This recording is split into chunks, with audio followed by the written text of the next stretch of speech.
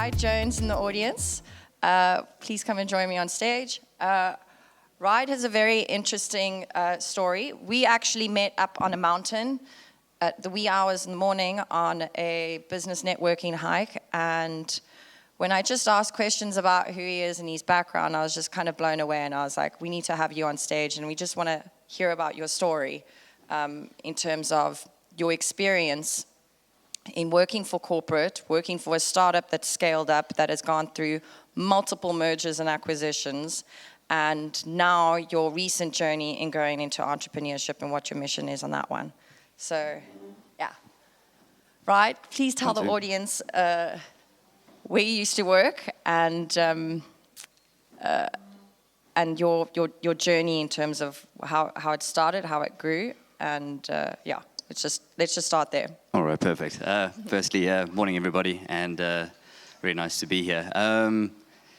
Initially it started back. I used to work for PayFast, which went through multiple acquisitions along the way. I was head of banking and partnerships there for about 3 years, and worked in many different sectors within that. But I went through the start of what was originally called Setcom, one of the first credit card PSPs, or online PSPs in South Africa. And I was one of the first 7 people in there, and worked for the Hong Kong division. So I was awake at 3 a.m. and working till lunchtime for about 2 years, which was interesting. And from there, it moved into multiple acquisitions, taking on, PayFast acquiring Paygate, which then acquired Setcom. And then ultimately moving into the bigger DPO group, which opened us up to Africa, which was a lot of fun. What's DPO group? Direct Payments Online. So it was a Kenyan-based... These acronyms, guys, jeez. Okay. Yeah. Okay, so it was a lot of fun getting exposed to all of that, particularly the different banking sectors across the SADC region, and also understanding the evolving payments landscape. Mm-hmm. And like, what was your experience like witnessing like how these businesses, like how long did it take, and what sort of investment was required for them to sort of start it up and scale it up in the way that they did? And then why was there an acquisition happening so many times? I find this quite mind-blowing. I think first off, the way that these businesses were positioned in the beginning was quite key. It was mentioned earlier, the link between the banks and the fintechs and how they work together. That was a big key element between the Paygate system and the local banks here. It allowed us to back a lot of the e-commerce giants that you see around South Africa at the moment. Ran a lot of the software and the integrations that were done very early on. Then you brought in a bit of a culture shock, which came in the sense of PayFast, who was much more SME based, a lot more relaxed, and you brought these two worlds together, and it was very interesting because they weren't very banking focused. They were what we called in the industry, they were an aggregator, so they acted as a payment platform, but not so linked to the banks. So bringing those two worlds together was interesting, but in doing so, it created a great opportunity for larger companies and these international companies to see the value in doing the acquisitions here in South Africa. So were they actively looking to be acquired, or were they sort of getting poached? And like I've seen it, like yesterday there were quite a few conversations going around. It's like starting a business. Sometimes people don't think about the exit strategy on their business, or as soon as the business is grown and is becoming quite successful, then you've got like the big giants that are like basically playing the game of Monopoly. They just buy you out and own you and then squish you, and then you don't exist again anymore.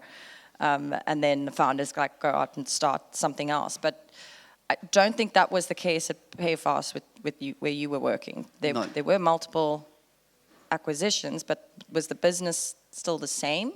Same business, just different owner? No, the business has changed quite drastically throughout the different phases. The payments industry in itself is quite small. So you always have the likes of Visa and MasterCard involved at some level. And that's generally how these deals get woven together in some way, shape, or form.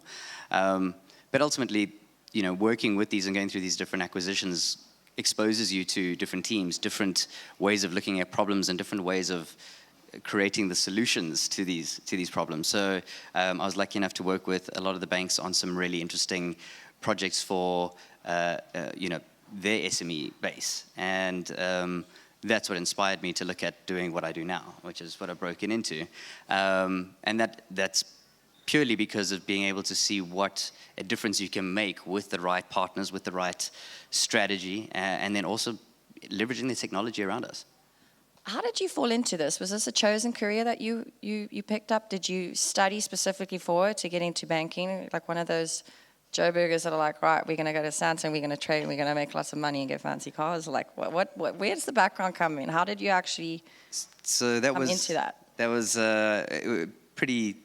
I'll give you the short version of it. Actually, I had no interest in being in corporate or banking or anything when I started out. I actually used to be a competitive snowboarder and wakeboarder, and I used to race cars and bikes, and life was all about going fast and having fun, and I fell and broke my neck and broke my shoulder in a snowboarding accident, and I was out of commission for 6 months and had nothing to do, so I went for a couple of interviews, and they said, we need someone to work for this particular company, but you need to start at 3 a.m. in the morning. And I was like, well, I've got nothing to do. So, I got one arm. I'm not going to be that handy to anybody else. So I'm happy to take it. It'll give me some exposure. And that's where it all started. And the more I got to understand the technology and getting exposed to that, there was a lot of stuff I said yes to that looking back now, I think maybe I was being a bit bold or silly, but I was exposed to a lot more than most, just because I was willing to go and try stuff. And in doing so, kind of allowed me to get into that industry. So being a yes man has gotten you successful in your career? It's worked here and there. But yeah, it's also been about, strategically looking at the opportunities that are ahead of you. Someone once told me, if you're in a growing business, in a growing industry, you're in the right place. So it's about being purposeful in your decision-making and what you go and decide to do. Did you have any ambitions when you started there? It sounded like you started really from the bottom, working your way up. Did you realize, okay, this business is growing, it's now being acquired, there's massive cultural shifts from nerdy dudes in sneakers and hoodies and that kind of thing to the next thing, corporate full-piece suits, that's that's a bizarre, I can only imagine how difficult it is going through that whole journey and still being able to operate and keep running the job. What made you stay and stick it out there for so long? What was it about working in that company that did you kind of say, you could have a foresight or a vision to say, I can see this is going somewhere. So even when there's unpleasant times within a company because there's so much shift happening, how do you get through it? Oh, absolutely. There was many of those. Firstly, yes, it's very strange sitting around a boardroom table where, okay, I'm originally from Johannesburg, so maybe the suit and tie doesn't feel so abnormal to me, but sitting around the boardroom and someone's in a suit and other people are in slip-slops and shorts, and this is just the daily attire. But it was a lot of fun. Bringing the different teams together obviously always has its challenges. But the reason why I stuck around was because of the opportunity that we had to really do cutting-edge things. Eventually, in the last 3.5, 4 years that I was there, I was dealing directly with Visa and MasterCard. We were dealing with stuff that is still not necessarily fully launched yet. And that is going to create some revolutions in the tech and how we do payments and how things can be purchased online, how it'll affect stuff like your big e-commerce giants. And that's what I enjoyed. I enjoyed the cutting-edge technology, the ability to work not just on the tech itself, but also one of my passions is more the contracting side and the commercial side, and putting those deals together to see how it can, be scalable. And again, bringing all of those insights back into the business that I do now was very valuable. But we did have a lot of fun. Okay, I guess that helps. Yeah, I think from my background, in agencies, when you work really long hours and you're working super hard and you I don't know, you've got to wear multiple hats, you just got to be hitting the ground doing so many things. got to make it fun. Like, there's a reason, guys, why they have coffee shops and like bars in offices and showers, and that is just to keep the staff and the employees there so that you're like working like crazy. But as long as you kind of know what the shared mission is, and you finding it sort of mentally stimulating in terms of like building your career up, you go through. But now I want to kind of get to the interesting part of the conversation, because you've had the experience of like falling into corporate and actually working your way up there quite significantly. You recently finished up there, and I've now embarked into the entrepreneurial journey. Yes. What advice do you have for perhaps other people in the room that are maybe considering that? Because past conversations I've had over, this week meeting people is, I'm pretty sure we're not the only ones in the room here, us two on stage, where it's like you've been working for corporate or you've been working for a company long enough, and then you kind of get a little bit hurtful and you're like, screw it, I'm going to start my own thing now. Where did you sort of pluck up the courage to be able to do that? Or when would you maybe recommend or advise someone to say, oh, now's the time? This is, I think this is a very key question, and it kind of comes down to your strategy and your timing. Also, what are you going to go look to do? Are you going to really go and add value out there? So if I look at it from the perspective of how you do your strategy, how are you leading up to this departure? Are you going to run this as a side hustle? Are you going to run it as something where you're going to build it with a partner? Ultimately, it's about finding what works for you, what you're willing to put your heart and soul into, while still being able to generate that income that allows you to run that business and get it up and running quite quickly without stressing too much. So in saying that, the way I did it throughout my career, I actually ran 2 additional businesses while I was working at Payfast, Paygate, or one of the other 5 names that I had in between. Hang on a second. So if it wasn't like you're already doing like 4 people's jobs in one company, you decide to start another 2 side hustle businesses as well? Oh, they weren't at the same time. It was one after the other. But learned a lot from both of them. And ultimately, I think, from my perspective specifically, there was the understanding that the corporate world was just high school for me, or university. And that's the way I always looked at it, is someone's getting paid, or I'm getting paid to do these really cool things where I can have access to the likes of, the brains at Visa and MasterCard, and really chat to them about how this all works. Some of the great techies we had, I would just sit in on their meetings just to try and understand what they're doing. But bringing that into something where you can start to generate the idea of what do you want to do once you leave that corporate world, and then planning towards it. There was times where I looked at buying property or getting into something, going on a big overseas trip or something like that, and the vision was, no, rather, put this towards the business fund.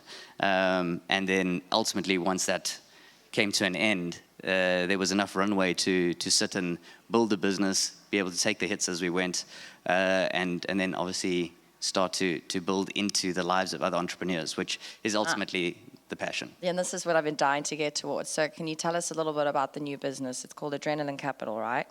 I think we kind of all figure out why you picked that name. It definitely speaks to your personality.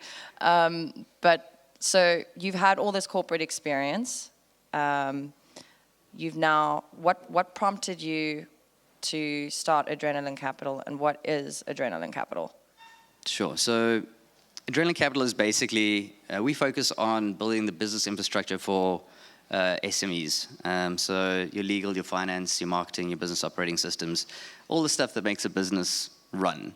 And the main reason for that is particularly while I was working in the corporate space and trying to help many of these SMEs, build their e-commerce businesses, is they have a great sense of what they want to do, their vision of how they want to do it, but sometimes just get let down by the humdrum, boring stuff that it takes to run a business, or sometimes maybe get caught out without some proper legal counsel, or forecasting maybe hasn't been done correctly, and this can also come and bite you. So those businesses were generally a bit more advanced by the time they got to where I was at the payment systems.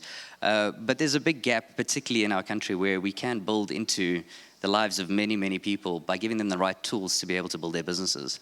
And it doesn't mean you have to be an expert in their industry, and probably even better not to be, because they're the ones with the vision. They can teach us.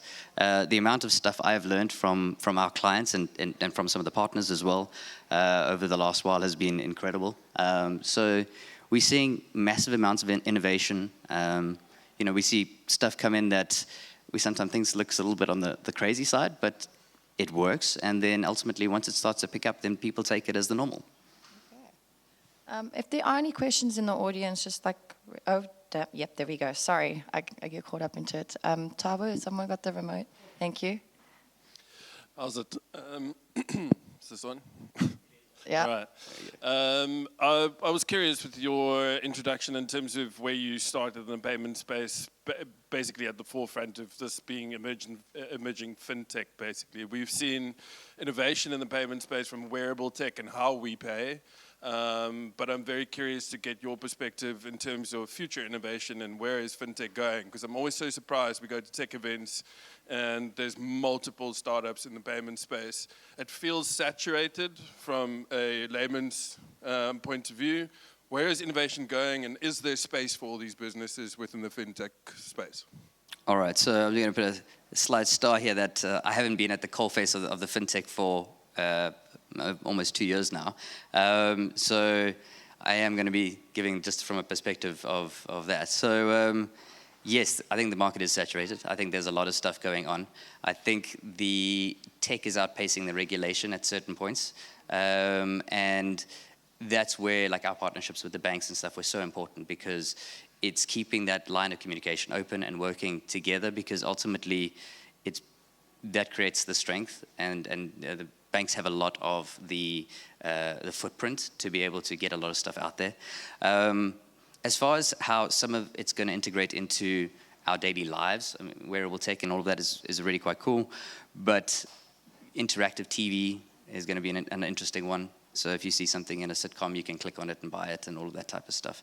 There will be, there's some other interesting stuff on the way, particularly from more it's more in the background. You wouldn't necessarily see it work as a feature like wearable tech, but there'll be amazing ways to be able to complete your purchases seamlessly without even worrying about it. So I think moving forward into the next probably 8 to 9 years, we're not going to have a wallet. Everything will just be run off some singular number, most likely, and then all be fully integrated with all the authentication that you need. Awesome. Any other? Oh, there we go. We've got a hand in the back there.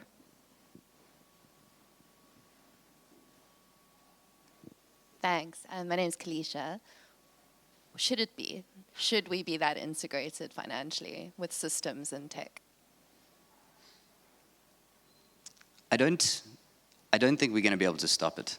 If it should or shouldn't, I think is a personal preference, and it can be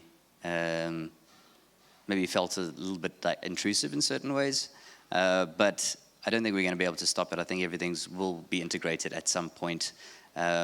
We keep saying that one day people are going to look back at us and go, why do people looking at this brick in their hands? We can kind of see everything we want through our contact lenses. So a cell phone will be a thing of the past in the near future, I believe. So it is just technology marching on. We're gonna live in a highly integrated world, even more so than now. So it's about either accepting it and kind of working with it, or at least finding where you're happy within that medium. We see it, I know, I call my parents for some, they're happy at a certain technology level and they're not going to go any further. Me and my brother-in-laws all work in tech. My mom gives us 5 minutes when it's a family meeting to talk about business because she doesn't understand any of it, and then we have to just be a family. But it's that type of level where you can get to something where you realize, okay, cool, this is where I want to be, and you can decide to stop, but it's not going to stop on its own. Another question in the front. Just briefly, earlier on you mentioned a business operating system that you provide to your customers. Could you just explain that very briefly? Yeah, sure. So at this point, because of its price point, we actually use Zoho quite a bit, just simply because it's very versatile, and we can mold it to pretty much any business, one-man bands to 300-400 employees. So it just depends on what. But we can use other systems, but as I said, for the South African market, that comes in at the right price point. Oh, we have a question over here. Right, lady over there. Thank you. And please also just introduce yourself, because... My name is Itumelem from Africentric Luxury Travel. This is exciting, all the tech platforms that are set to solve some problems, but it can be equally daunting. For my business, I would like a system that is efficient, that's sleek, that's easy for me to refer to. And I find that the market is flooded with most. And obviously you base it on the fees that a service provider will charge. But at the same time, how do you identify a perfect platform for your business that is going to respond to all your needs without necessarily, because for travel, for the tourism industry, we don't necessarily do a lot of bulk sales. So a difficult question, but yeah, how would you identify it to be fit for purpose? Thanks. All right, so I'll let me know if I answer your question correctly here. I think the big one there is a lot of these platforms we use these days are quite dynamic in how they can be utilized and implemented. So it's not just the platform itself, it's a team that is working with you to adjust that platform for your business. Bringing that into account means that any service provider in that case would need to do quite a deep analysis of exactly what you need, how you would want to do it, and what is an industry, standard process that works around, and then being able to build something that works for you specifically.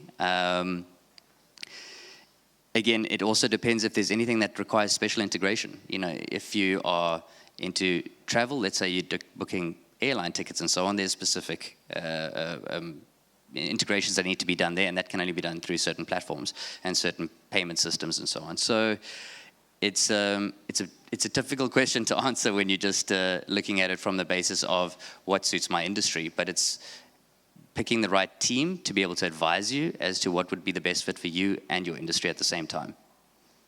So I suppose the short answer is it requires a very deep analysis and consulting with some experts that can help you navigate that place. But don't ever commit to it or go into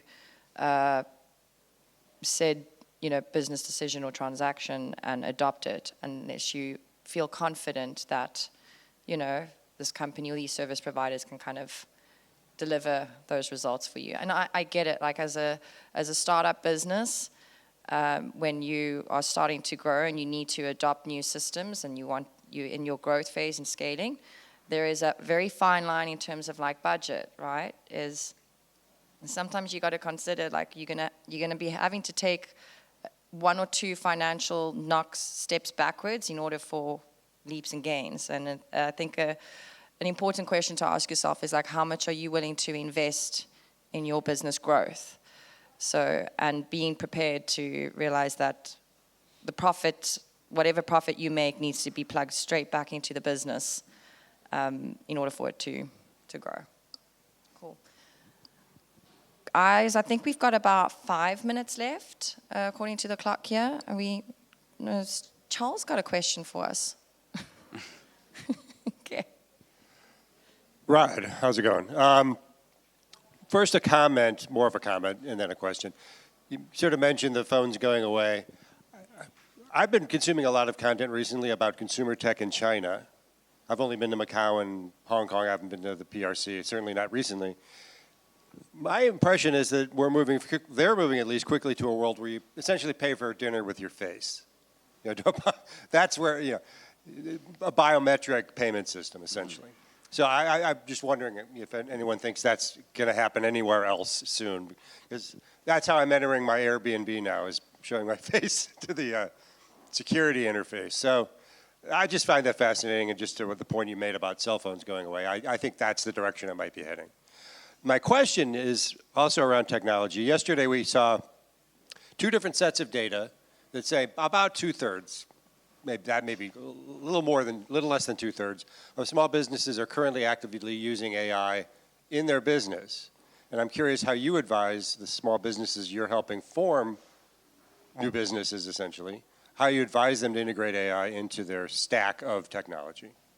All right, so that one is a bit more specific to exactly, so again, like I said, we've got marketing, legal, finance, and business operating systems. So it can apply differently depending on which system it would be going into. So particularly in the business ops systems, there's a lot of different ways of plugging that directly into the platforms, as well as being able to use third-party AI platforms to be able to analyze the data, be able to do predictions, particularly on inventory kind of management and so on as to market trends.